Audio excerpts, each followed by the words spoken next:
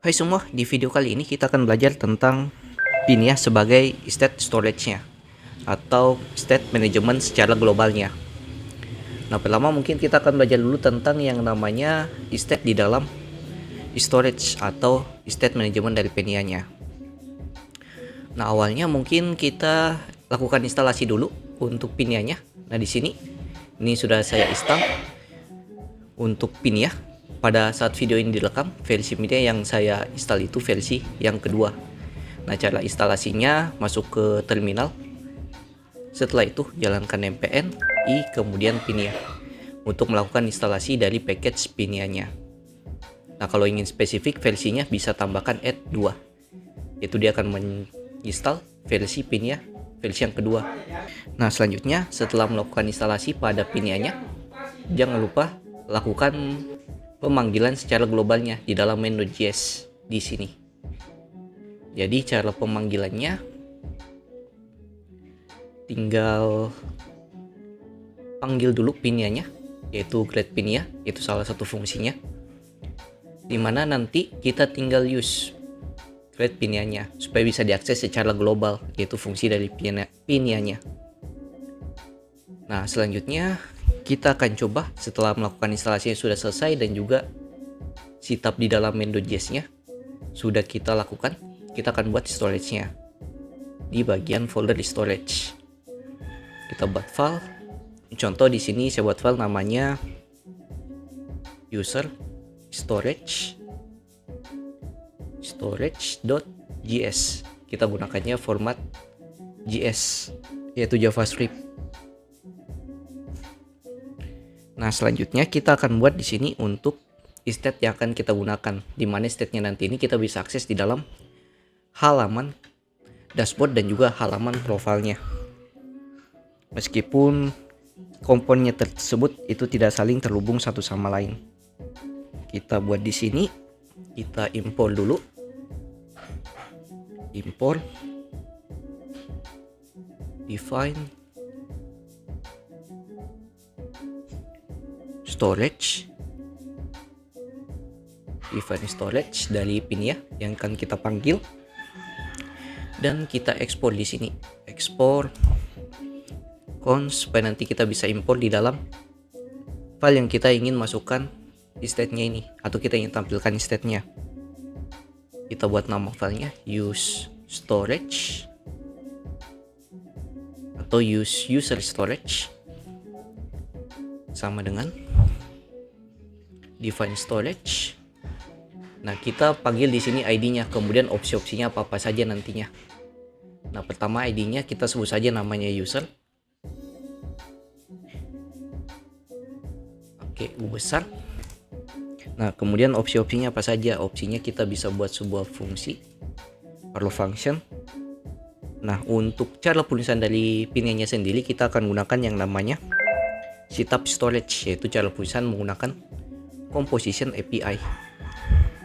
Di sini kita akan buat state-nya. Nah, kalau composition API sendiri, kalau kita ingin membuat sebuah state atau data, biasanya kita masukkan yaitu ref dari datanya dari Vue.js. Gimana kita bisa gunakan di sini? Kita cons, kemudian nama state-nya apa? Di sini contoh users atau user data sama dengan panggil ref-nya, kita buat datanya berupa array object. Di ref array kemudian object. Kita buat satu objek saja dulu. Objeknya di sini contoh name, untuk key-nya yaitu nama saya Reski. Kita buat saja dua data di sini, name sama email. reski@mail.com. Nah, selanjutnya karena di sini kita gunakan composition API, kita harus return state-nya. Return yaitu user data. Seperti ini. Nah, cara kita akses nanti state-nya ini, kita coba akses di dalam view dashboard. Kita coba daftar di tapikan di bawahnya ini. Nah, pertama kita lakukan dulu importnya menggunakan script setup.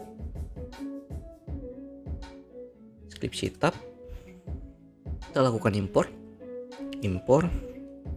yaitu storage yang sudah kita buat, namanya user storage yang berada di file storage, kemudian user storage.js kalau kita ingin masukkan ekstensinya. Tapi defaultnya kalau ekstensinya sudah JavaScript, kita tidak perlu masukkan ke sini.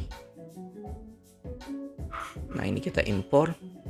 Selanjutnya kita gunakan use storage ini. Kita bisa tampung ke dalam sebuah variabel. Kita komen saja dulu di sini namanya storage. Kita cons. Kita sebut saja nama storage yaitu users. Sama dengan use storage berupa fungsi. Nah, cara kita aksesnya nanti ke template-nya. Kita tinggal akses berdasarkan nama variabelnya ini yaitu user. Kita coba akses. Nah, di sini karena datanya berupa array object, jadi kita perlu yang namanya looping array-nya dulu untuk ambil data-data dari objeknya. Nah, cara loopingnya yaitu menggunakan yang namanya list render. Gunakan v-for. Kita panggil di sini, kita sebut saja semua datanya namanya user. Kemudian in di sini user data. Saya kasih namanya in users data. Kemudian kita harus kasih key untuk membuat dia unik. Nah, key-nya kita ambil saja dari user titik name-nya. User titik name. Nah, kemudian kita akan coba looping data-datanya. Kita akan coba looping menggunakan yang namanya paragraph. Sini user name atau name titik 2, ambil dari user titik key-nya yaitu name, dan yang di bawah ini email, user titik email. Nah, di sini mungkin saya kasih garis lurus yaitu HR untuk membuat garisnya. Nah, selanjutnya kita coba teks apakah instance ini tampil di dalam dashboard view atau tidak. Nah, masuk ke dalam terminal npm run dev. Kita jalankan servernya dulu dan kita klik. Kita masuk ke halaman /dashboard. Nah, di sini tampil cuman datanya masih berantakan. Nah, dan juga di sini ada masalah di routernya, yaitu ada dua ya yang aktif, yaitu profile dan juga dashboard kalau kita berpindah halaman. Kita coba fixkan dulu untuk routernya. Router kita tambahkan di sini titik slash seperti ini. Dan di dashboard view-nya di sini kenapa dia error, karena kita harus ambil juga di sini yaitu usernya juga harusnya.